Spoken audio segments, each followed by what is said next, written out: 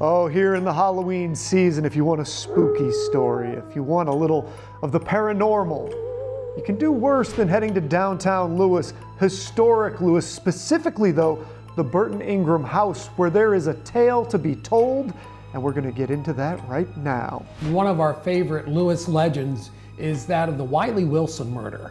Back in 1792, James Wiley took ill with bilious fever. They sent to Lewes for the doctor, and responding was 20-year-old Theodore Wilson.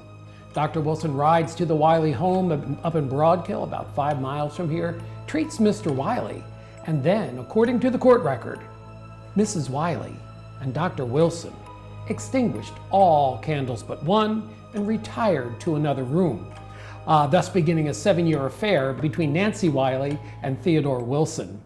1795 comes along, and the Wileys moved to Lewes. Legend has it that they bought this house. Others say that it was the house next door. But in any event, James was going to operate an inn out of the attached wing, and Nancy was close to her family doctor. Everybody was happy.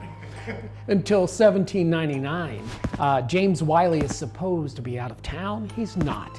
He walks in his front door, and here, seated in his parlor on his settee, is his good friend, Dr. Theodore Wilson. And seated on Dr. Wilson is Nancy Wiley, planting burning kisses on his lips. Well, the affair could no longer be ignored. The town fathers were in an uproar. Colonel David Hall of Revolutionary War fame, Philip Collick's clerk of the courts, movers and shakers in the town and the county, and also Masons decide to hold a 1799 intervention under the guise of a Masonic Lodge meeting.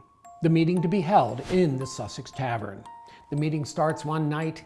The town fathers are haranguing Dr. Wilson to give up this illicit affair as he sits in front of the fireplace. Coming late to the meeting is James Wiley. He opens the tavern door. He strides across the room. He pulls a pistol from his pocket, pulls the trigger, and blows Theodore Wilson's brains out. James Wiley's hustled from the Sussex Tavern. He's arrested, tried, found guilty of murder, and, according to the court record, sentenced to hang by the neck until dead. In the months between the murder and the trial, Wiley's in prison where he contracts tuberculosis. He's now doubly condemned, once by his disease, once by a jury. Now, the governor of Delaware at the time was Governor Richard Bassett, and Governor Bassett had a heart for the sacrament of marriage. And so he wrote a lengthy monologue saying how this poor wretch, James Wiley, lost his wife, lost his children, lost his home, lost his business, lost his reputation, and lost his health, all through no fault of his own. Governor Bassett pardoned James Wiley for the murder of Dr. Theodore Wilson. He's now a free man.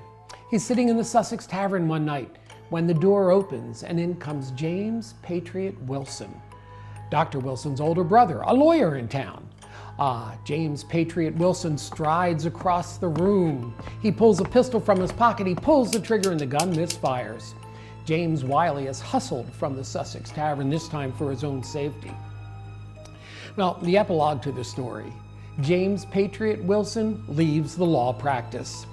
He becomes pastor of Lewes Presbyterian Church, just like his father had been.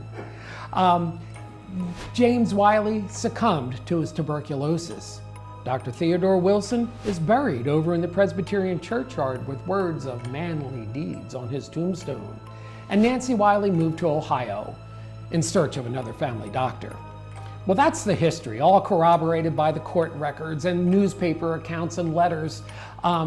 But we get to the mystery now. About 2010, the local community college had a paranormal course, and they were doing an investigation here. They come out of the dining room into the hallway, and all of a sudden their amateur ghost hunting equipment starts to make noise. So they ask the Historical Society guy, "Can we go upstairs?" And a voice from upstairs said, "No, James is up here." Many people have heard the music box start to play by itself. One time I had some tourist upstairs, and as I'm trying to tell the Wiley Wilson story, the music box keeps playing while I'm talking. I went up the stairs one evening, middle of summer, bright and sunny. I get to the second floor. The second I set foot on the second floor, I get these oppressive chest pains. I thought to myself, oh, I don't want to die in this house.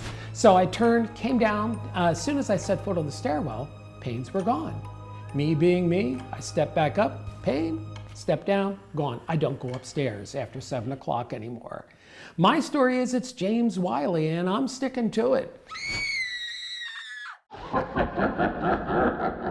And if you want to experience the horror over at the Lewes Historical Society, there's an opportunity tonight from 6 to 9 at the Booze and Brews event. Dawson Gerke, Associate Director of Education, explains what you'll find if you show up. We have our Brews and Brews Festival. It's a great time. There's Edgar Allan Poe readings from garbed interpreters. We have a great costume contest that I'm going to be involved with judging, so please find me.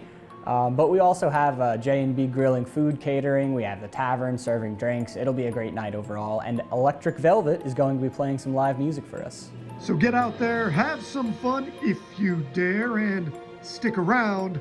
We have more Coast Life after this.